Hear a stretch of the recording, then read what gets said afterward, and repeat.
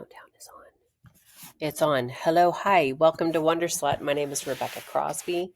I am also live on Clapper while I record this podcast. I had a beautiful walk this morning. It's like in the 60s in Texas where I live, and I'm so thankful. I saw so many birds, and these crows were like just hanging out by me with the squirrels while I swang. It was like I sing also when I swing. So I think that I'm on like their vibrational level or something because they like flock to me. I feel like Snow White, okay? I'm singing and the animals are like all around me. There's butterflies and dragonflies and I mean, I see so many fascinating creatures on my walk in nature. It gives me so much pleasure. And so today I have been thinking through why you have to lose something in order to gain something. That loss is a necessary part of life. And from a Kabbalistic lens, this is what it says. The vessel must empty to receive. I love this so much. Imagine a cup already brimming with stagnant water. If the creator wants to pour fresh living water into it, the old liquid has to spill out first. Kabbalah calls this zimtzum. I'm not sure that I'm saying that right. Constriction or withdrawal. The vessel pulls back, makes space, and only then can something greater flow in. When you lose something, in air quotes, whether it's a relationship, money, identity, or an illusion, it's the emptying of the vessel. I love this idea so much. So this has been true for me in every situation in my life. When I lose something significant, like a friendship with a close girlfriend, it makes space in my life for something else to come in. If that means some part of my career kind of expands, or I find more depth in another friendship that's actually more aligned with who I am, or I don't know, I'll stumble across a book or a modality of healing that starts expanding me, but I wouldn't have space for that if I was still engaged in that relationship with her, because relationships require work, and at this stage of life I'm not interested in like superficial meaningless relationships that just provide me entertainment. I'm interested in engaging on all the levels. So if I have a relationship, it's important to me. I invest in it. And it freed up a lot of space in my brain to work on myself. I mean, I can think on different occasions what it freed up for me and how I spent my time because of that. But I think that's a gift, is that when something loosens up in our lives or leaves, we're given like this beautiful opportunity to find different ways to engage our energy. And so is it really a loss? I don't think so. I think it's more just like necessary parts of expansion and evolution. So number 2, breaking is part of expansion. The Zohar speaks of the Shivarat HaKalim. I'm not sure I'm pronouncing these words right. The shattering of vessels. So Kabbalah is Jewish mysticism that's been around since before any kind of formal religion was in place. So I would say Jesus probably studied the Kabbalah. I don't know if it was around actually when he was alive. I need to ask that. Was Kabbalah around during Jesus's time? Not in the form we call Kabbalah today, but the raw ingredients were definitely on the table when Jesus was alive. Here's the timeline of scholars generally sketch it, how they sketch it. Jewish mysticism before Kabbalah in Jesus's era, roughly first century CE, Judaism already had rich mystical strands. Okay. So it wasn't formal Kabbalah. That makes sense. Okay, fine. So, breaking apart is expansion. The shattering of vessels at creation's beginning, vessels couldn't hold the intensity of the light, so they broke, scattering parts everywhere, scattering sparks everywhere. That breaking wasn't a mistake. It created the multiplicity of reality, giving us work to do and gathering sparks back. Likewise, when you experience loss, something in your vessel is cracking, not to destroy you, but to expand your capacity. I love it so much. In fact, I know that when you break a bone, it grows back stronger, right? Because you have, I don't know, you have put like this super glue on it. I don't know. I'm talking bullshit, but I have heard that before. The illusion of self-ownership. Oh, I love this. Kabbalah teaches that clinging to what we have often ties us to ego desire, wanting for the self alone. Okay, I was thinking this today, that embodying your worthiness as a human being does get confused with arrogance, right? So I get called that a lot. Is that when I'm in public, I'm just arrogant because I carry myself in a way that is like, I know my worth and value. Everybody has the same worth and value. Whether they choose to tap into that or not is not my problem.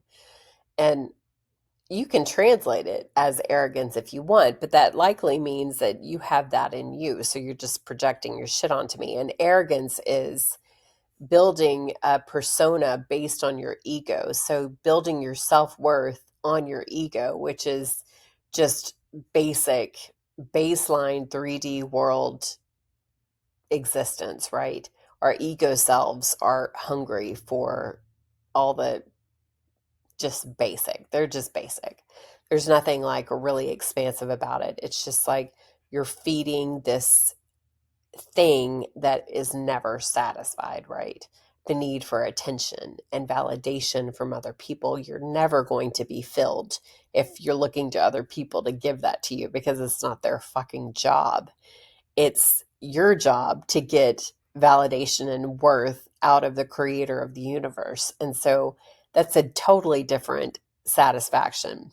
That's when you're fully satisfied.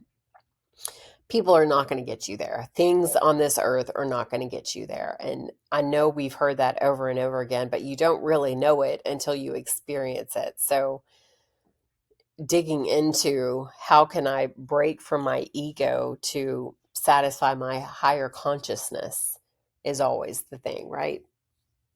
So I love this. The illusion of self-ownership, the act of losing strips the ego's grip, reminding us that nothing is truly ours but the alignment of our will with the Creator's. Only then can we receive be eternal rather than fleeting. Only then can what we receive be eternal rather than fleeting. Nothing is truly ours but the alignment of our will with the Creator's. I love this so much. I was talking to some friends the other day, and we were talking about how people change, specifically men in relationships. As far as I understand it, I think that they show up, I don't know.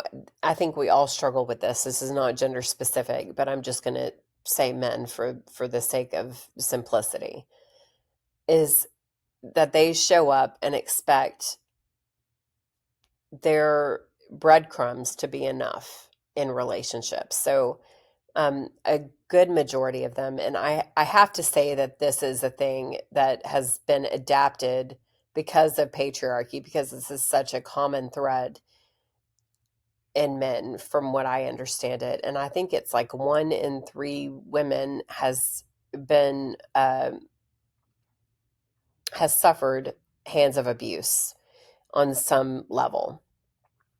and by men. So 1 in 3 women have been assaulted. Okay. It's a really sad statistic. And whether it's true or not, I think is irrelevant. But I just from a pool of my women friends, I would say that that is accurate because we speak this common language of, oh, well, me too. I've also experienced that treatment. So I was talking through with one of my male friends how you think men can break free of that behavior and understand the value of treating women, not only women, but themselves and other people through the lens of respecting their sovereignty and respecting them as people just across the board. Instead of like, you are here to make me feel better about myself. So therefore, I get to exploit you and I get to treat you however I want and still expect you to show up for the bullshit, right? So they embody a lot of toxicity, and women do too. This is not just specifically men, but I'm a woman, and I'm just speaking from my perspective. And I think that the whole thing is understanding their worth through the lens of universalism, that you are universally significant and important in the whole structure of things. This is just the law of the universe. Okay, this is not specific to you, but you have been taught that you are insignificant, that you have to get your validation and worth from other people. And so you're just like this zombie essentially that is never satisfied. You're just feeding off of everybody and everything and social structures and very temporary things like money and food and sex and that's just feeding these base desires that you have inside of yourself. And because of that, you show up in relationships very empty-handed and expect what you're giving them to be enough, because that's what you're expecting from the universe also is breadcrumbs, basic shit, because you don't know that you can have abundance. You don't know that you are wholly, fully loved and seen. And so I think the only way to break the cycle of toxicity in relationships, both in men and women, is for us to understand our worth and our value and to start feeding our souls instead of our egos. And I recently had an exchange with someone where I felt like I used them for my own personal entertainment. And it was real uncomfortable to look at. And so I dug into it and I just let it just sit on me, and I let all the things come up throughout the day. Like I prayed, Spirit, just show me what I was missing in this interaction. Why did I use this person for my own basic desires? And it was just a beautiful like acknowledgement of the fact that I am a human being who has a shadow side. And I'm being asked to pay attention to things that I'm repressing because I feel like they don't fit into this construct that I've built of this intellectual, independent podcaster and author. And my shadow side, what I believe is my shadow side, is just wanting to come out. He's just telling me, honey, we're tired of being ignored. Okay. We need you to experience what it feels like to be vibrant and alive in your body and to be playful and youthful and energetic and to engage in sensual interactions. And you keep stuffing me down because you feel like that doesn't line up with what you have constructed your ego self to be. And so it was just like begging me to integrate into my daily life. And I said, well, I can do that and not do this thing that I did that felt like I was taking someone else's life force and to make myself feel better. I can own all of those parts of myself without repressing it. And I think that's what we're meant to do is incorporate all the things into who we are because none of them are necessarily bad, but we what is it? We move them through our shadow sides because we're not ready to embrace that part of ourselves, or we believe that we are this certain way, but if we acknowledge that one desire that we have, it's going to erode the whole system that we built of how we show up in the world. We need people to believe this way about us, and so we're constructing all of these identities that feel good to us, and then when people respond to this man-made, self-made identity, then that feeds our ego of, okay, I can control how I show up in the world, and I can control people's narratives of me, when it's never about that. It's always about us digging into who we actually are in our soul and not caring how that fits into our own ideas and how it fits into other people's ideas of who we're supposed to be in the world. It was really interesting. It was so beautiful to just have this thing that I did that I typically would have felt shame about. But instead, I was like, Spirit, what are you trying to teach me about myself? And it was that I wasn't incorporating parts of myself into this because it didn't fit with my personal identity of this personhood that I have constructed. I was like, you can fuck right off with that shit. But you're right. And also, you're right. So I get it. I get it. I see you. I accept it. I get it. This makes me just so happy in my soul. We're all like just walking through illusions, trying to get validation and all these things from other people when we're just meant to just exist. Like, oh, today I feel a little unhinged and rebellious. And that means I need to just get in my car and drive with the windows down and sing at the top of my lungs. And maybe go somewhere and smoke something and just sit and watch the river. And hopefully there are snakes out because I love snakes. I love watching snakes swim in water. That brings me so much joy. And that's all your soul needs. It doesn't need like you to self-destruct or implode. It just needs you to pay attention.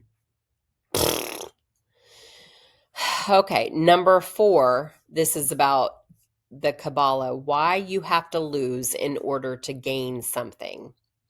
It's not punishment or cosmic bad luck.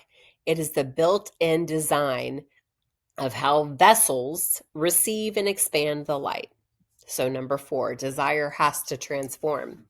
Every gain requires a new level of ratzon, desire. I don't know if I'm saying that right, but the only way desire evolves is by disappointment. What?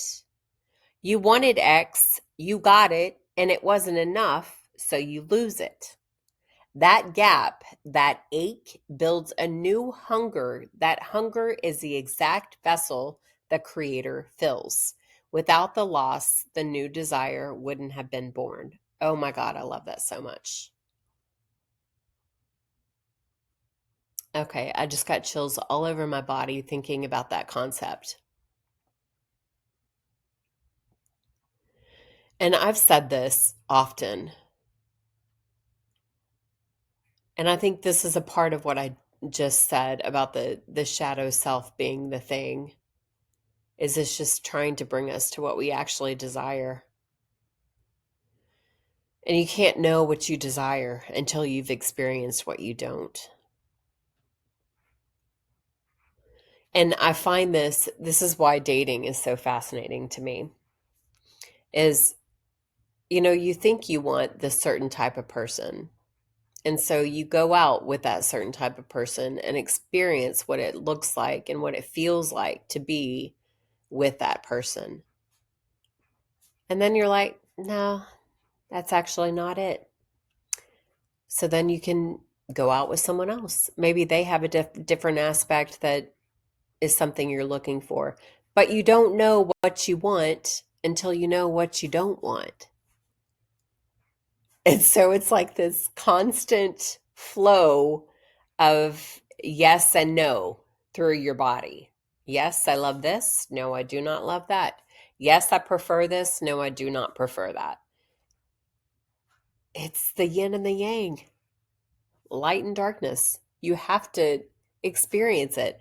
And that is fascinating also in that lens.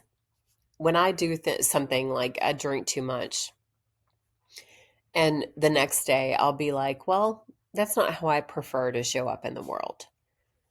Because I said something that I would not have said had I not been drunk, had I not been drinking. I did something that I would not have done had I been sober. And so it's like this constant lesson, like what is it that you prefer, Rebekah? Let's just figure it out. So it's always just about information. It's like an exchange of information. LOL, right? Life is about choices. Yes, it is. Truly, we got to feed our soul's happiness. Yes. What's the topic for this afternoon? Coffee is the best this afternoon. You're so cute. I'm sorry I didn't see all these comments. Sorry. I'm doing this live also while I'm recording my podcast. I'm having too much fun. So loss isn't subtraction, it's alchemy. In Kabbalistic terms, the Creator strips away the lesser vessels so that you can inherit the greater one. Oh my God, I love it so much. This raises a delicious paradox. If gain is only possible through loss, then what you call losing is actually the very first stage of receiving. Nailed it. I mean, that was fucking beautiful. That is, so we have like created all these like terms in our language. Language matters so much more than we give it air. I don't know what I'm trying to say, but you know what I'm saying. It matters. The words that we use to describe things matter. So if we could stop using words that are very limiting in our language, like for example, loss, and it immediately triggers something in your brain that means that you're in lack somehow. You lost something, you lost a friendship, so therefore you lost a relationship, so therefore you are now in a state of lack because you lost something. Instead, it is a shedding of evolution to becoming. So that thing had to go to make space for the new thing to come in. And so it's not a loss. It is a contract of giving and receiving. It is a contract of presence and absence. It is a contract of your soul correcting and fleshing out what you actually desire. And what I think we are so stuck on in our society is that we hold on to things because we do frame it in a way of loss. Marriage specifically definitely carries that, like, so much heaviness with it. And I think we've also framed it in a really negative lens also. So married people typically repress a lot, right? You have to compromise and sacrifice in order to maintain the structure. It's like this constant, the language that we use, I don't think is really helpful. So it makes partnerships feel restrictive instead of expansive. But what if you use different language to describe the thing? So I'm in this beautiful relationship with this person who constantly shows me my shadow side, and it's real uncomfortable. And we're always having to grow and work on our shit together. And if and when we come to a place where we are no longer aligned, then we are making room in our souls and in our lives for the Creator to reveal something greater in us. And I believe that that is what happens when we in quotes lose something. It is not that you're losing it, it's that you're making space for something greater to come in that is more aligned with who you are. And I don't think that relationships are, I'm not speaking anything about whether long-term relationships are good or bad. I just think we would benefit from understanding that sometimes they are just temporary.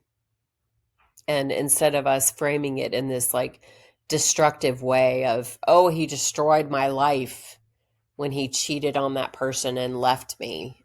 And, why not just be like, well, I guess he wasn't for me anymore. And isn't it cool? It will be real cool to see what shows up next for me. But you couldn't have the fulfilling relationship if you held on to the one that was just like thinning. I was thinking about hair falling out. Like you're just like holding on to it, and it's like it's done, honey. You're hanging on to one strand. The whole head of hair has fallen out. Do you get it yet? And then the creator comes in and just shaves the whole thing, and then you're left hanging. And you're having to evolve at that point. Okay. Well, clearly this thing wasn't for me. So why are we holding on to shit that isn't for us anymore? Because we think that we're failures if we lose the thing. Again, terrible limiting language. Why not just be, I am in constant process.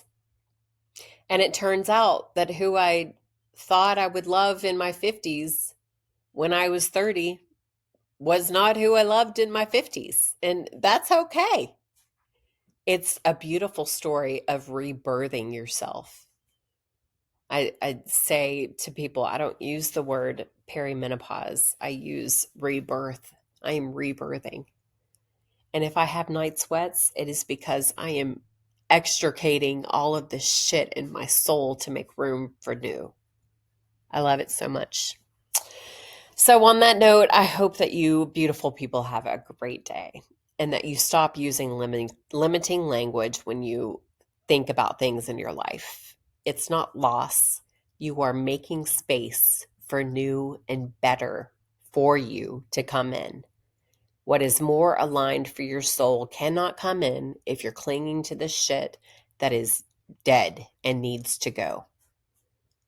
Sometimes you're just holding a dead flower when the creator wants to give you a big bouquet. Bye.